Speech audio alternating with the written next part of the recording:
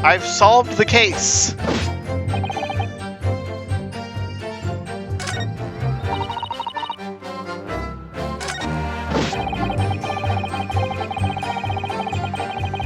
Nothing strange to report. Then how the hell did the rose get to the other side of the street? I'm gonna press you. Hold it! Nothing to report.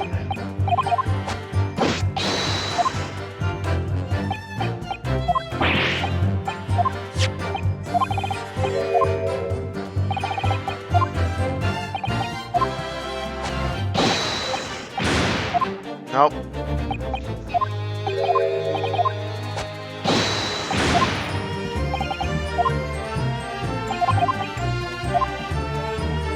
So 3 things were moved to the other side of the road that night.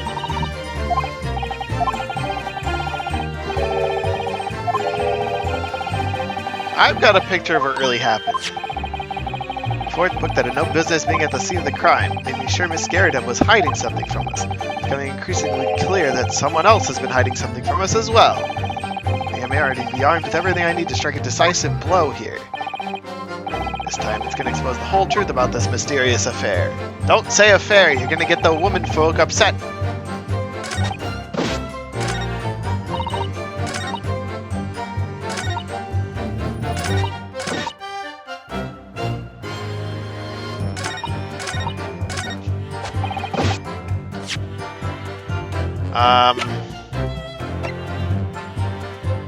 I'll present the rose here. Objection! You claim, Constable Beat, there was nothing to report in the 15 or so minutes you were guarding the scene, but that cannot be! What do you mean to say? In your testimony just now, Miss Beat, you explained to the court that when you arrived back at the scene of the crime with the policeman assigned to that beat, the bouquet you had dropped at the victim's side was no longer anywhere nearby. Objection! Yes, on the opposite side of Brer Road where the victim was attacked. Considering the size of that mere bouquet, if a single sorry bloom can be so described. No doubt it was blown into the wind across the street, back into the gutter where it belongs. Objection! If that were the case, why did Constable Beat not testify to the fact? No one else approached the scene and nothing was removed from it. Constable Beat swore to that on Scotland Yard's honor. But the bouquet belonged to me. It has nothing to do with the case. That's why Rolly didn't mention it, I'm sure. No, because sadly, it's not only your bouquet we're talking about here. More than one thing in this case is mysteriously the wrong way around. What are you talking about? Think about it. Besides Miss Beat's bouquet, there's Miss Garredeb's book. Or Mr. Garredeb's book. Mr. Garredeb's copy of The Lion's Pride, which was thrown out the window by his wife, would have struck the pane of the casement window and landed here on the west side of the street. And yet, it was actually found here on the opposite side of the road in the victim's hand. Meanwhile, according to the testimony we've heard, Miss Beat's bouquet should have been dropped here at the scene of the crime on the east side of the street. But in fact, it was actually found here on the opposite side of the road. There's no logical explanation for those things, unless somebody deliberately moved them. Well, if you think about it, only one thing had to be moved to take the book, the knife, and the body to the other side, and leave the rose where it was. Don't listen to a word that scrawny lawyer says. Wittering on about books and bouquets, why should we care? It's nitpicking. Oh good, Miss Garredeb's come around. I call it nitpicking, Miss Garredeb. Deliberately meddling with the scene of a crime is a criminal offense. It's called, tampering. Mr. Responsible who's tampering cannot admit to it, for a very subtle but compelling reason. Tampering? You've barely heard the term before. Tell us, my learned friend. Who could have possibly had cause to carry out such an elaborate deception? Well, gee, it's almost like someone had 15 minutes alone at the crime scene.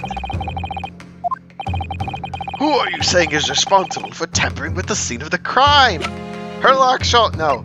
Raleigh Beat. Take that! Obviously, there's only one person it could have been. Constable Raleigh Beat, it was you! What? A policeman? A member of Scotland Yard? What nonsense! Why would my Raleigh do something like that? There's no one straighter than my husband. No Bobby works more tirelessly for the people of London. Miss Beat, you said in your testimony that your husband asked you to go to a nearby police block to fetch the officer on duty. 50 minutes of your absence from the scene is the only opportunity anyone had to tamper with it. Making it up, it's all nonsense, it's all lies. What about that Japanese man with the whiskers? It was him, he did it. That's true, Constable Beat would have seen him do it. Oh. Forgive me for pointing it out, but when you dropped the bouquet, Miss Beat, it was after the defendant had fled the scene.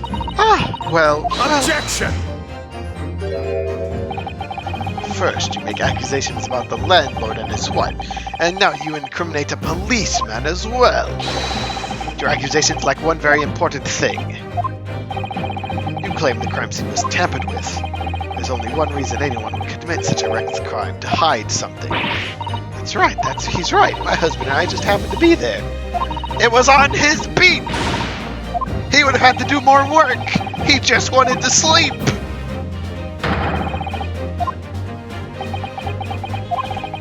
Constable Beat has a very good reason for wanting to tamper with the scene of the crime.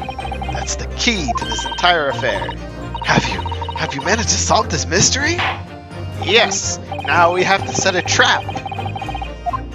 As the great Fred Jones said almost every episode of Scooby-Doo. Yes. The motive is that he's dead tired and overworked. This poor man needs a break.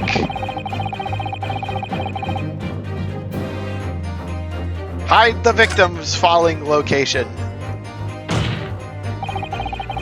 Where the victim fell to the ground. That is what this Bobby had to cover up at all costs. What? Where the victim fell? You mean where she was attacked? What are you talking about? We told at the very start, we told you at the very start. Pavement of Brer Road. We saw it happen, remember? It's right here, if anyone didn't already know. Certainly what everybody has been led to believe, but in fact, that isn't where the victim was stabbed at all. What? What?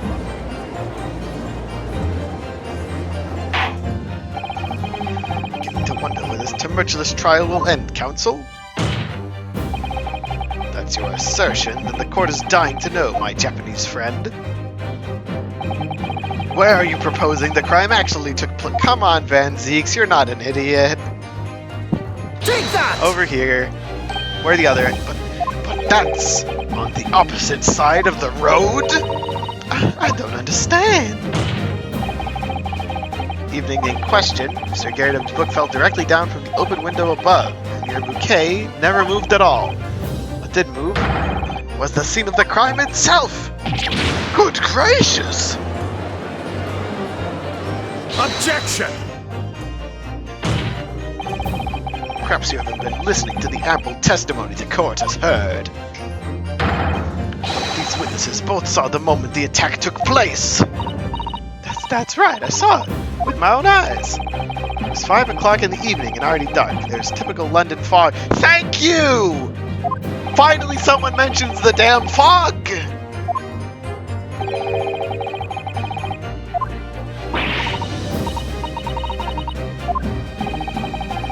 Beat then arranged for you to be absent for a while by sending you for help. During the 15 minutes you were away, he transplanted the crime scene. He moved all the things shown to this point. The victim herself, the 4 books. That fact, everything, in fact, to the pavement on the east side. Extraordinary. Constable overlooked one thing. What did he overlook? The bouquet, I presume. Exactly. Prosecution told the court just a few minutes ago about the discovery of the rose bouquet.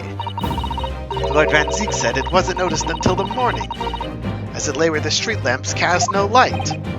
Yes, it couldn't be seen in the dark, obviously. That's why it was only the bouquet. That was found in its original position on the pavement on the west side of Briar Road.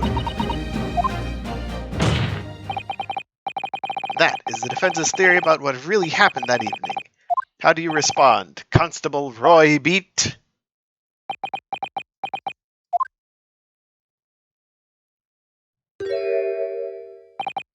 Well, I'm very sorry.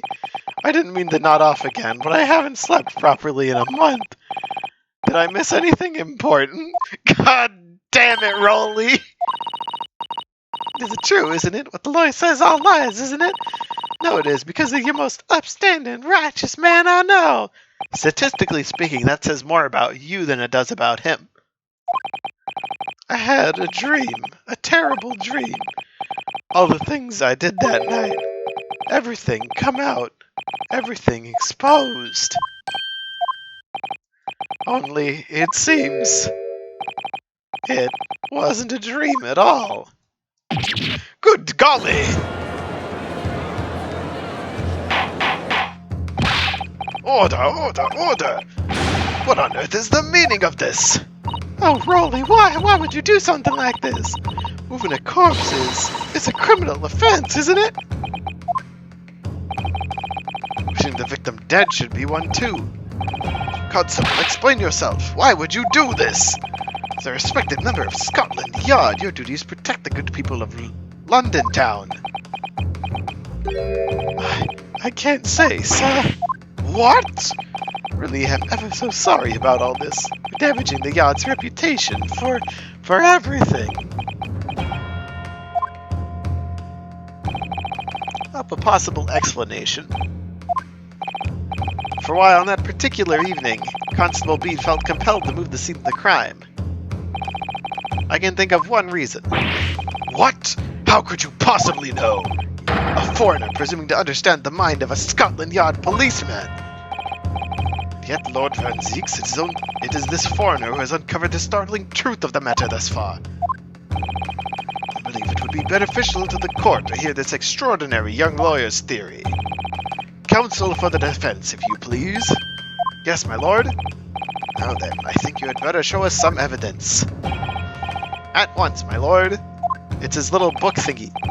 England, Japan, it makes no difference where you come from. Human emotions are the same. I think I have a fairly good idea of the feelings behind this man's action. What gives away the motive of Constable Beat's unthinkable actions? His warrant card! Take that!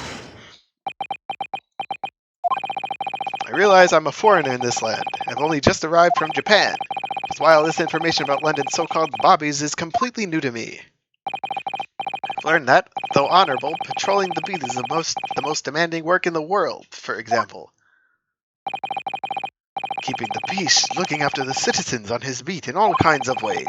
There's no doubt the young bobby is charged with a great deal to do each day, certainly. For Constable Beat, the day in question was special. Special? How? Account of this bouquet, my lord? Oh, yes. It was our very first wedding anniversary. Constable Beat had worked so hard to be able to afford this simple gift for his wife. I was looking forward to taking her out for a celebratory meal, when he and Miss Beat stumbled upon a crime along Briar Road. I saw that shadowy figure through the fog collapse on the pavement ahead of them. It must have gone through the man's mind. But sir, just on that one particular day, I was looking forward to celebrating my wedding anniversary. Miss Beat puts up with a lot being married to a bobby like me. I wanted to show my dear wife how much I care.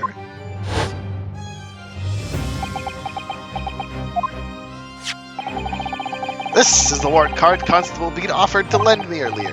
Inside, among the rules for patrolling policemen, it says, when a crime is discovered on his beat, a policeman must assist with initial investigations and help detectives. Aha! Constable Beat. Is that or is that not the reason why you moved the whole scene of the crime? Yes. Everything you said, it's all right.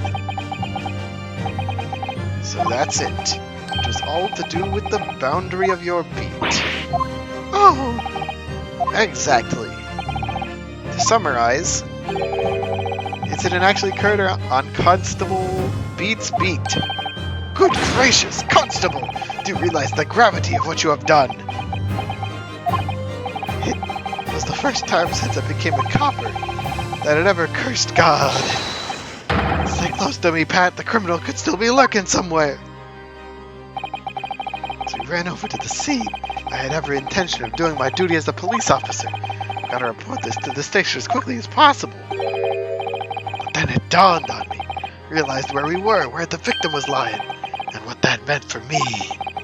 When a crime was discovered on his beat, a policeman must assist in the initial investigation and help detectives. Why here? Why did this have to happen here? And why tonight of all nights? Why?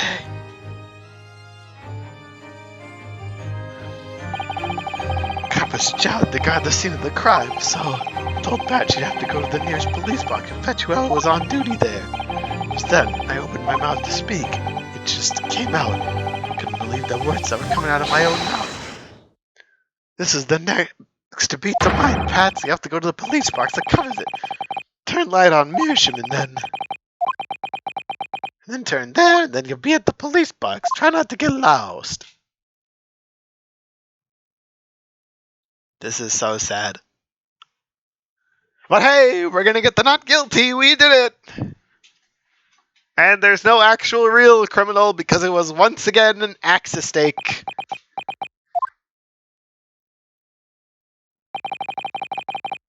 I'm sorry. I'm so sorry. Oh, Constable. I just wanted, just that one night, to take my Patricia out for dinner. Oh, Rolly, just that one night. You knew that if the incident was on your beat, your evening of celebration would be ruined. So you decided to move the entire crime scene outside your jurisdiction, just across the street to the east pavement of Briar Road, which falls under the neighboring beat's care. You see, I thought, well, I was sure the victim was dead, you see. I beg your pardon? Oh, of course he did. Otherwise my Rolly would never have left the poor woman on the freezing cold pavement. Ah, I see your meaning now. God got me back from my sins, didn't he? That's why I missed the rose I bought for Pat. Oh no, Rolly, that was all my fault. I should never have dropped it in such a dark place. I'm so sorry, Rolly. Can you tell us, Constable? How many books did you move from one side of the road to the other in total? Oh, 4 it was. Yes, sir. Definitely 4. 3 of them dropped by Mr. Natsume, and the 4th being the one that fell from the window upstairs in the Garrett household, of course. But what made you place that book in the victim's hand, while the others scattered haphazardly around? Oh, well, sir, that's because that's how I found it. How you found it? What do you mean?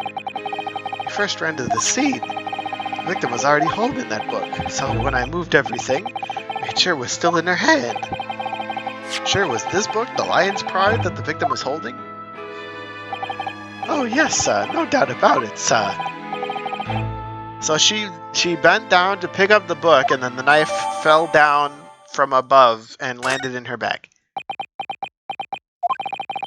I thought it was an open and shut case at the time, you see. There were only the 2 people at the scene. Me and Pat both saw it happen. For which way you looked at it, it had to be the fellow who ran off who'd done it, I thought. I couldn't see the harm, really. I didn't think moving all over the road would make a jot of difference. I suppose this is it for me now. I've had it. My lord. Yes, Lord Van Zieks? I believe that concludes the cross-examination of the witnesses. Constable, you may withdraw. Yes, sir. Mr. Prosecutor, sir. What will become of Rolly? What will happen to him? For now, you are free to go home. The police will contact you in due course. Please, don't punish my husband. This is all my fault. It's because I'm always moaning at him for coming home late. Leave it now, Pat. Let's go home. I'm tired. Damn straight you're tired. You've been sleeping this whole night. Oh my god. Sir? Let this be a lesson to you. In a criminal investigation, every detail matters, however insignificant it may seem to you. Yes, sir. Carve that lesson into your mind. And never again make the mistake of tampering with the scene of a crime. Never again, sir? You mean to say? Leave. Now, this trial is not yet over. It's ABO! All but over! We know how she already had the book in her hand, she was bending over to pick it up and fell in her back. Who would have thought of a third party transporting the entire scene of a crime like that? Indeed, my lord. Nevertheless, there are some immutable facts here. Principally, the accused is the only person who could possibly have committed this crime. No, I disagree. Now that we know the true scene of the incident, there is someone else. A person who could be responsible for the knife in the victim's back. Forgive me for being presumptuous, but I believe the prosecution is probably well aware of this possibility already. Lord Van Zieks, is this true? Now. Very well. Name the person if you will, and if further investigation is warranted. The prosecution has no objection to the trial continuing.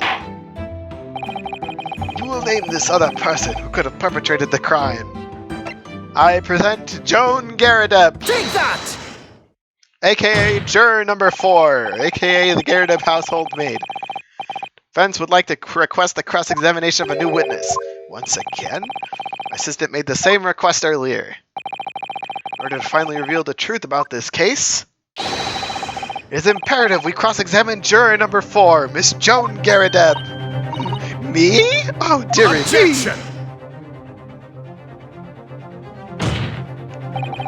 That request has already been denied.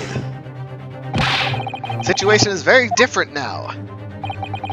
Mr. Garadeb, answer me this. What do you want now, you little toad? Time of the incident, you were engaged in a violent argument with your husband, Mr. Joan Garadeb. In the course of the argument, a minor household fire was ignited. To clear the smoke from the room, your husband opened a window that looks out over Brer Road. Well, what of it? You threw this book at your husband when he was cornered with his back against the window. On striking the pane of open top-hinged casement window, the book plummeted directly down, finding its way to what we now know to be the true scene of the incident. Yes, as I said, what of it? During the argument, you were beside yourself with rage. As such, you threw not just books, but anything you could lay your hands on. So, let me ask you one more time, Miss Garadeb. This knife, the one removed from the victim's back, have you really never laid eyes on it before? Ah!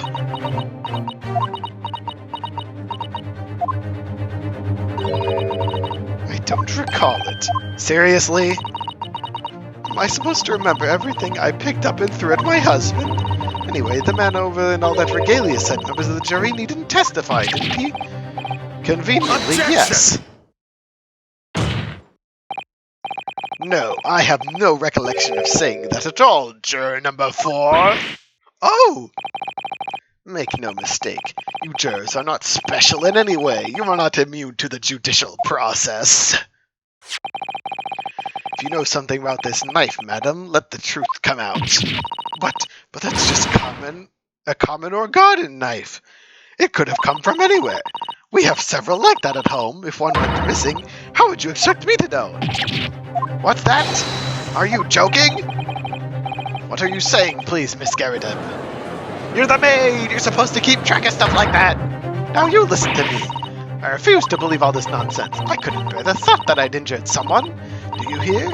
I couldn't bear it! Oh, the poor woman. So, yes, I want evidence. You see, hard evidence if you're going to insist on this being my fault. You're going to have to prove to me I threw that knife if that's what you think. Come along now, chop chop. Do your worst. Well, if I had evidence like that, believe me, I would have thrown it at her already. Then take the stand, juror. Oh? The prosecution does not object to the defense's request to cross-examine this woman. Thank you, Lord Van Zeeks. I'm going to have to testify? Juror number 4, as I'm sure you will appreciate, having observed it with your own eyes today, witness testimony can lead to the most extraordinary truths being unearthed. Truths of which the witnesses themselves may not even have been aware. Oh, dearie me! Demand your full and unadulterated testimony, Miss Garrideb, and mark my words. In this court of law today, we shall extract the truth. Do you concur, counsels? Certainly, my lord. Oh, that's what I'm hoping for, my lord. Woohoo! We're on the same page with Van Zeeks! This is great!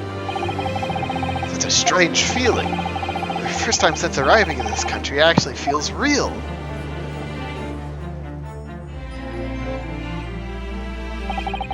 I'm here in the Old Bailey, and I'm a lawyer! Wow!